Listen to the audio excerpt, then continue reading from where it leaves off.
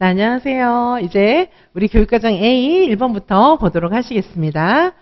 자, 여기 교육과정 A 1번입니다. 자, 다음은 의사소통 영역의 교육에 관한 내용입니다. 이 단계를 쭉 이제 외우셨어야 하는데, 이 단계는 일단 이영자 선생님 외에 우리나라다 보니까 이제 그 다른 서양 학자들이 쓴 거하고 우리나라 선생님이 쓰신 거하고 조금 이제 읽기 발달, 쓰기 발달이 좀 차이가 있고, 우리 입장에서는 이제 우리나라 거를 조금 더 공부를 해 두셔야 될 필요성도 있습니다. 자, 왜냐하면 이제 좀 더 공감이 되잖아요. 자, 여기 보시면은, 여기 읽기 이해 전 단계가 있어요. 아직 이제 잘 읽지 못하는 거죠. 그 다음에 니은은 뭡니까? 기억은 뭡니까? 기억 뭐가 이제 블랭크가 있고, 그림을 보고 마음대로 이야기를 만들어내는 단계인데, 여기는 아직 이야기를 못 만들어내겠죠. 자, 그래서 이야기를 만들어내지 못해서 나는 읽지 못해요. 이렇게 얘기해요. 나는요, 읽지 못해요. 이렇게 얘기합니다. 그런데 얘는 아직 글씨를 보고 요걸 읽어야 된다. 요게 이 글씨가 이야기 내용이 된다. 이런 사실을 잘 몰라요. 그냥 이야기를 만들어내면 되는 줄 아는 거예요. 그래서 난 읽지 못해요. 얘기를 하는데 얘는 이야기를 만들어내지 못해요. 요 얘기랑 똑같은 거예요. 자, 이해 가시죠? 자, 아직은 이제 스토리를 만들어내는 거에만 관심이 있는 거지, 글자하고 이 스토리하고 관련성이 있다. 이건 잘 모르는 거예요. 하지만, 읽지 못해요. 이렇게 얘기해요. 읽지 못해요. 얘기하지만, 이 말 뜻은 뭐예요? 나는 이야기를 만들 줄 몰라요. 요 말이 들어있는 거예요. 이해 가시죠? 자, 그리고, 그 다음에 이제 의미가 비슷하게, 말을 꾸며내는 거예요. 이제 책의 내용하고 비슷하게 말을 꾸며내는 거예요. 자, 그 다음에 단어와 구절을 암기해서 이야기하는 겁니다. 그럼 점점점 책 내용하고 너무 비슷해지겠죠. 자, 그리고 여기도 뭐냐 하면은, 여기 이제 그 다음 단계는 글자를 읽는 거거든요. 여기도, 나는 읽지 못해요. 이렇게 얘기해요. 여기도 읽지 못해요. 이렇게 얘기를 하는데, 똑같잖아요. 읽지 못해요랑 읽지 못해요. 똑같아요. 그런데 여기서 읽지 못한다는 뜻은 진짜 글씨를 읽지 못한다는 거예요. 왜냐하면, 이제 여기까지 계속 외워서 얘기했잖아요. 근데 이 글씨, 책에 써있는 이 글씨가 바로 내가 말하고 있는 이 내용에 관한 거다. 자, 그러니까 나는 이 글씨를 정말 읽지 못해갖고 책을 진짜 똑같이 읽어주지는 못한다. 진짜 읽는다는 의미예요. 그 다음에 이제 읽게 되는 거거든요. 자, 그래서 여기 문제에 보시면은 선생님들께서, 자, 그러니까 이제 각 단계의 특성, 의미를 정확하게 아셔야 됩니다. 2025 UR명에서 정말 각 단계의 특성을 명확하게 알아야 답을 쓸 수 있는 그런 문제가 엄청 많이 나왔죠. 단계뿐 아니라 모든 이론을 정확하게 알고 있어야 답을 쓰는 그런 문제가 계속 나오고 있어요. 그러니까 선생님들께서 교육과정 공부하시면서 이해도 하고 암기도 하시면서 진짜 내가 제대로 아는지 이 문제를 통해서 확인을 해보셔야 되는 게 정말 중요합니다. 이게 한꺼번에 다 되진 않거든요. 점점 이렇게 확실하게 되는 것입니다. 자, 그래서 여기 답을 좀 보도록 하시겠습니다. 답에 보시면은 공통점. 자, 여기 1번 읽기 발달 단계 기억 니은에 공통적으로 나타나는 의사 표현은 뭡니까? 읽을 줄 모른다. 이렇게 얘기하는 거예요. 자, 동그라미 2에다가는 뭐를 쓰라고 했습니까?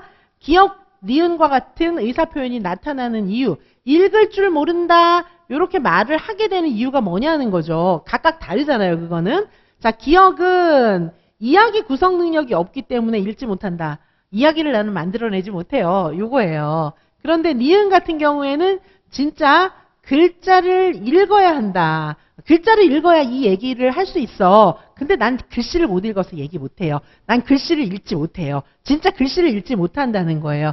자신은 글자를 읽을 줄 모르기 때문이다. 그래서 기억과 니은이 둘 다, 자, 기억과 니은이 둘 다, 나는 글자를 읽지 못해요. 이렇게 얘기하지만, 기억하고 니은의 그 의미는 다르다고 하는 것입니다. 기억 니은에 공통적으로 나타나는 말이 뭔가?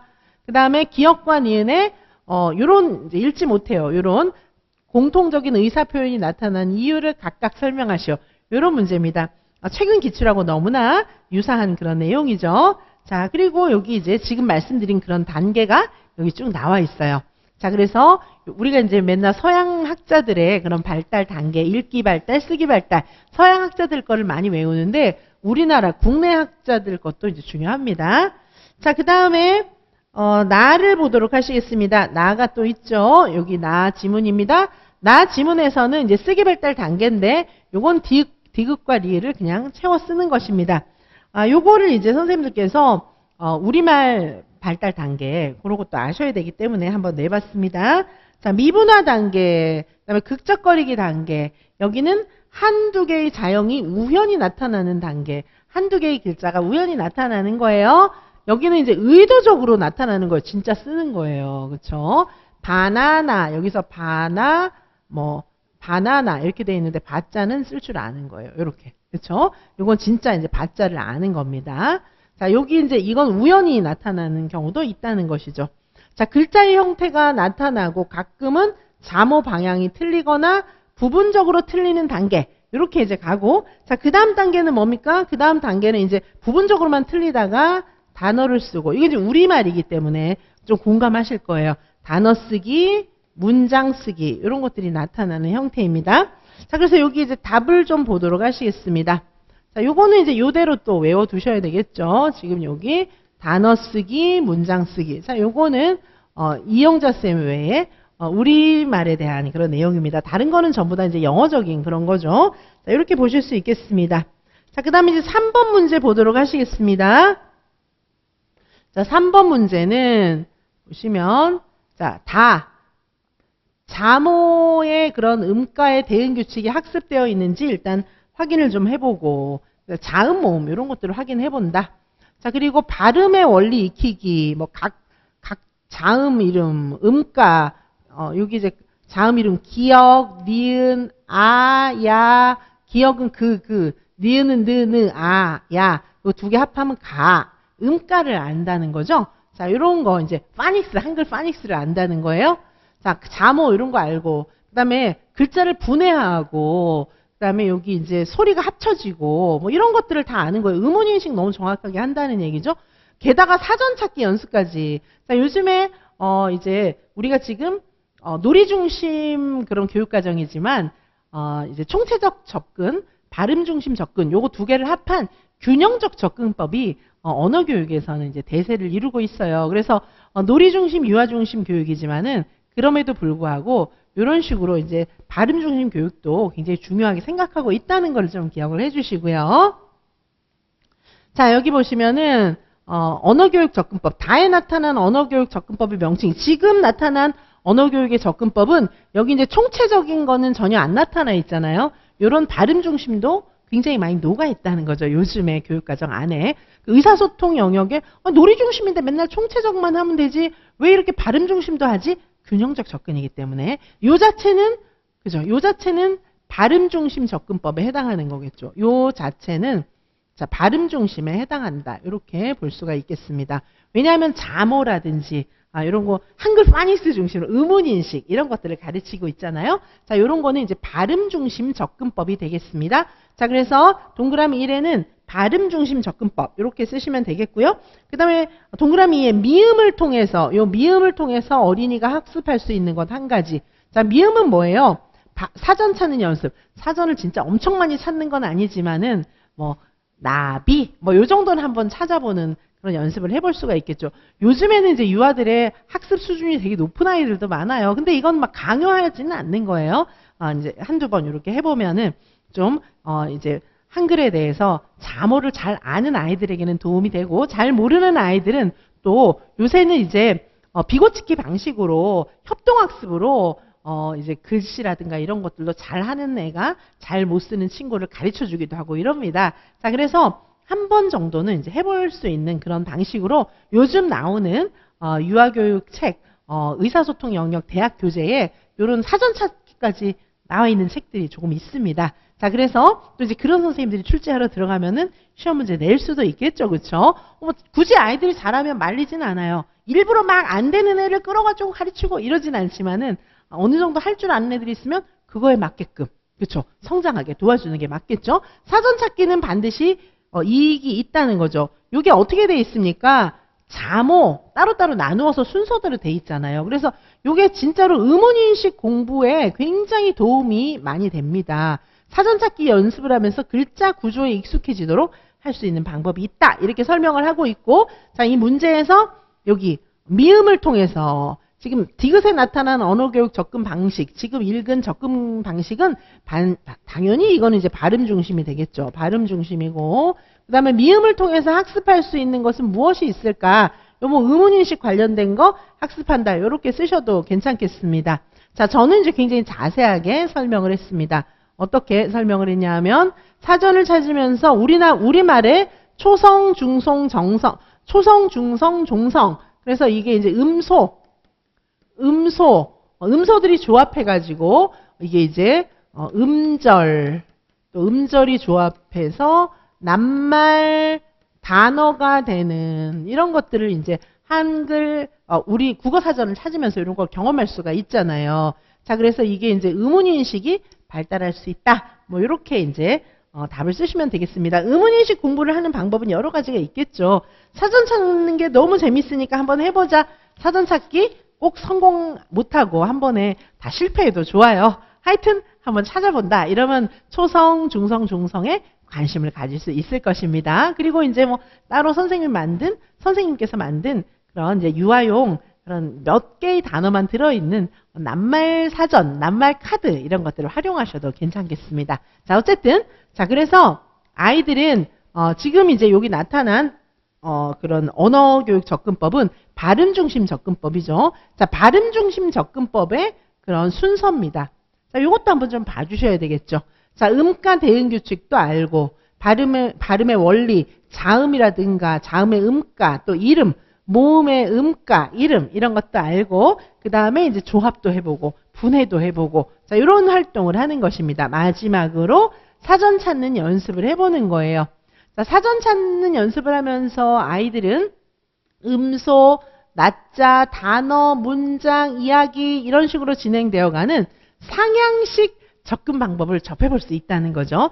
자모를 떼가지고 사전을 찾잖아요. 그쵸? 자, 이렇게 이제 볼 수가 있고요. 자, 국어사전 찾기의 중요성 보시면은, 자, 초성, 중성, 종성. 이렇게 볼 수가 있겠죠. 자, 그래서 만약에 간다 이러면은 어떻게 하면 됩니까? 기역, 니은 이렇게 하면 간. 그 다음에 디귿, 뭐 이렇게만 하면 되겠죠. 초성, 중성, 종성 다 있는 거, 초성과 중성만 있는 거, 뭐 이런 거 해볼 수가 있겠죠. 자, 그래서 아이들은 어떻게 합니까? 사전을 찾으면서 각 글자들의 순서대로 초성, 중성, 종성을 생각해야 됩니다. 그리고 동사를 찾는 경우에는 이제 기본형으로 사전을 찾게 되는데, 자, 물론 이것까지 다 끝내기 어렵겠지만 국어 사전을 찾는다는 게 어떤 건지 선생님들은 알고 계셔야 되겠습니다. 자, 그래서 국어 사전을 꼭 두꺼운 국어 사전을 찾아본다기보다는 선생님과 유아들이 만든 뭐 단어 한 3개 들어있는 국어 사전이라든가 뭐 이런 것도 가능합니다. 자, 그래서 이렇게 국어 사전 찾기 교육의 효용성, 의문인식에 굉장히 많은 도움을 줄 수 있고, 자, 답안을 쓰실 때는 왜 이 교육이 의문인식에 도움을 주는지 이런 식으로 이제 쓰셔야 합니다. 자, 그냥 의문인식에 도움을 준다. 이렇게만 쓰시면 안 됩니다. 왜 의문활동, 의문인식에 도움을 주는지. 자, 여기는 결국은 의문인식에 도움을 준다. 이런 얘기잖아요. 의문인식에 도움을 준다. 자, 이렇게 이제 쓰는 거잖아요. 근데 왜 의문인식에 도움을 주냐는 거죠. 여기 앞에 보면 굉장히 논리적인 이유가 나와 있잖아요. 이렇게 논리적으로 쓰는 답이 좋은 답이에요. 육하 원칙에 맞게. 자, 육하 원칙에 맞게. 자, 의문인식에 도움을 준다. 결국은 그 얘기인데 왜 의문인식에 도움을 주는 거지? 사전 찾기가 사전을 찾으면 초성, 중성, 종성의 조합 원리를 생각하면서 사전을 찾기 때문에 의문인식에 도움을 줄 수 있다. 뭐뭐 하기 때문에 이렇게 된다. 이렇게 육하 원칙에 맞게 누가 뭘 했는지 정확하게 알게 답을 쓰시는 것이 좋겠습니다. 자, 이렇게 해서 1번 보셨고요. 자, 그 다음에 2번 문제 보도록 하시겠습니다. 자, 2번입니다. 2번은 이제 놀이 문제인데요. 자, 가에 보시면 쌓기놀이, 점토놀이, 물놀이, 사회극놀이 뭐 여러 가지 놀이를 하는데 이게 아이들한테 어떤 놀잇감을 줬느냐, 어떤 놀잇감을 줬느냐에 따라서 아이들의 논리는 달라진다는 것입니다. 자, 그래서 여기 기역, 니은, 디귿이 있습니다. 기역은 일단 쌓기놀이, 점토놀이, 물놀이, 사회극놀이, 놀잇감 뭘 줬느냐 이거에 따라서 달라진다. 만약에 물이 있으면 물놀이 하겠죠. 그렇죠? 그다음에 뭐 이제 뭐 병원놀이 세트 이런 거 주면 또 사회극놀이 하겠죠. 그렇죠? 그런 얘기를 하고 있는 겁니다. 블록이 있으면 당연히 블록 쌓기 하겠죠. 자, 유아들의 놀이는 끊임없이 친구들과 이야기를 주고받고 또 정확하게 발음하고 목소리를 조절하고 차례를 지키고 이건 좀 사회성 발달에 관한 거겠죠. 함께 협동해서 협동놀이하고 뭐 이렇게 하면서 혼자 놀이가 아니고 이제 아이들하고 같이 사회적 놀이를 하게 되면서 이렇게 이제 사회성 발달이 된다. 뭐 이런 얘기를 하고 있는 거겠죠. 자, 그 다음에 놀이를 하면서 감정 정화의 효과, 부정적 감정을 해소시키고 감정 정화 효과도 있다. 놀이는 이런 특성이 또 분명히 있잖아요. 자, 그래서 기역, 니은, 디귿 이런 놀이의 각각의 측면에 대해서 설명하고 있습니다. 자, 그러면 2번의 1번 문제를 보도록 하시겠습니다. 가와 같은 놀이는 유아의 발달과 놀이는 유아의 발달과 밀접한 관련이 있어요. 기역, 니은, 디귿에 나타난 유아의 발달과 놀이의 관련성을 각각 설명하라는 것입니다. 자, 그래서 이 기역, 니은, 디귿 각각 발달, 유아의 놀이와 발달의 관련성을 각각 지금 보신 지문에 맞게 설명하시면 되는 겁니다. 자, 제가 답은 사실상 다 알려드렸어요. 근데 요거를 표현을 어떻게 써야 되느냐, 답을 어떤 식으로 써야 되느냐, 그게 이제 선생님들이 조금 어려우실 거예요. 자, 기억해 보시면은 이게 뭐냐 하면 놀잇감에 따라서 놀이의 유형이 달라지고 놀잇감에 따라서 놀이의 유형이 달라지고 그 다음에 어떤 놀이를 하냐에 따라서 유아의 인지 발달도 달라진다. 뭐 이렇게 쓰시라는 겁니다. 그 다음에 니은은 무엇입니까? 니은은 아까 사회놀이. 그죠? 사회놀이 하다 보면은 언어 발달이 이루어진다. 뭐 이런 거잖아요. 자, 유아들은 언어를 사용해서 사회놀이를 하면서 언어 발달이 이루어진다. 놀이를 통해서 언어 발달이 이루어진다. 뭐 이렇게 쓰시면 되겠고요. 그 다음에 3번은 디귿은 뭡니까? 놀이를 통해서 정서 조절하면서 또 정서 발달이 이루어진다. 이런 측면을 설명하고 있는 것입니다. 자, 이렇게 이제 놀이가 유아들에게 주는 장점, 뭐 이런 내용들이 나와 있습니다. 자, 놀이는 유아의 발달과 밀접한 관련이 있다. 자, 이렇게 보시면 되겠고요. 자, 그 다음에 다음 문제 보시겠습니다. 자, 여기 나를 보시면은 나에는 여기 유아의 행동 지도 과정에서 부모가 유아와의 갈등을 해결하기 위해서 기본적으로 부모는 이제 유아들하고 자녀와 갈등이 생길 수 있죠. 그러나 부모가 자녀와 갈등이 생길 때 너무 죄의식이나 수치심을 갖지 말고 자신의 감정을 솔직하게 표현해라. 이렇게 얘기하고 있어요. 그리고 이제 선생님들께 좀 이제 쉽게 문제의 난이도를 떨어뜨려 드리는 의미에서 인본주의 부모교육 하면 우리 뭐 기노트밖에 배운 사람 없잖아요. 근데 이제 요거는 난이도를 떨어뜨려 드린 거고 요걸 사실 빼야 돼요. 요걸 빼고 요 앞에 내용만 보고도 이게 기노트의 인본주의 부모교육이다. 그걸 아셔야 되겠습니다. 자, 인본주의 전에는 뭐가 있었어요? 행동주의. 인본주의 전에 행동주의가 있었잖아요. 인본주의가 왜 인본주의예요? 행동주의는 인간을 되게 수동적인 존재로 봤잖아요. 인본주의는 인간을 굉장히 능동적인 존재로 봅니다. 그리고 서로 상호작용하고 서로 좋은 관계가 되어가면서 서로 발전한다. 이렇게 보고 있어요. 인간은 스스로 성장을 추구하는 존재다. 굳이 자극 줘야만 반응하는 그런 게 아니고 스스로 성장을 추구하는 능동적인 존재다. 이렇게 보고 있기 때문에 그리고 이제 인간의 그런 감정을 억압하는 거 이런 거 바람직하지 않다. 감정이나 이런 것들을 인정하고 그리고 솔직하게 표현하는 것이 바람직하다. 인본주의에서는 그렇게 이야기하고 있기 때문에 인본주의 부모교육 이론에서도 이렇게 이야기하고 있는 것입니다. 자, 인본주의 부모교육 이론과 기노트의 이론에 대해서 이렇게 설명하고 있고 여기는 인본주의라고 딱 써줬기 때문에 인본주의 기노트 딱 이렇게 쓸 수가 있는데 사실은 문제의 난이도를 높이면 기노트 이름을 빼고 이 앞에 내용들만 써놓을 수도 있겠죠. 이 앞에 내용만 보고도 기노트의 인본주의 부모교육이라는 것을 아셔야겠습니다.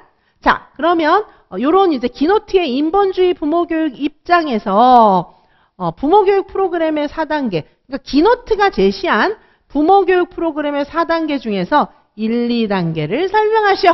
이렇게 이야기하고 있는 것입니다. 자, 그래서 여기 해설에는 기노트의 인본주의적인 부모교육 원리를 쭉 자세하게 정리를 해드렸습니다. 자, 그리고 여기 자세하게 정리를 해드렸어요. 기노트의 부모교육 단계까지 자세하게 설명을 해드렸습니다. 자, 그래서 요거는 이제 기노트의 부모교육 단계는 이제 외우셔야겠죠. 그렇죠? 그래서 1, 2, 3, 4단계를 외우셔가지고 1단계와 2단계를 쓰는 겁니다. 1단계는 이야기하기. 그래서 여기서 부모님들이 서로 자신의 자녀에 대한 그런 문제를 막 이야기를 좀 하는 거예요. 터놓고 이야기하는 것입니다. 자, 터놓고 이야기하는 거예요. 자, 1단계 이야기 털어놓기 단계. 자, 이렇게 볼 수가 있고요. 자, 그 다음에 2단계는 감수성 증진의 단계입니다. 자, 이게 이제 자녀에 대해서, 나의 자녀에 대해서 민감하게 느낄 수 있는 단계. 자, 기노트가 이야기한 부모교육의 4단계가 있으니까 그걸 외우셔갖고 1, 2단계를 쓰는 거고, 이 문제의 핵심은 나 지문을 보고 이게 인본주의 부모교육이구나. 그걸 캐치하시는 게 좀 중요하겠습니다. 그리고 요 밑에는 기노트가 이야기한 인본주의 부모교육의 원리들이 정리가 되어 있습니다. 기노트 같은 경우에는 행동의 한계를 설정하고 행동의 한계 내에서 아이들이 스스로 행동을 선택할 수 있게끔 그런 기회를 제공해 주는 것이 좋다고 이야기했습니다. 자, 이렇게 이제 보도록 하시겠습니다. 그리고 이제 의사소통의 중요성을 이야기했죠. 인본주의 부모교육에서는 의사소통의 중요성을 또 이야기하고 있습니다. 자, 여기까지 보시고 잠시 쉬었다가 계속해서 3부부터 보도록 하시겠습니다.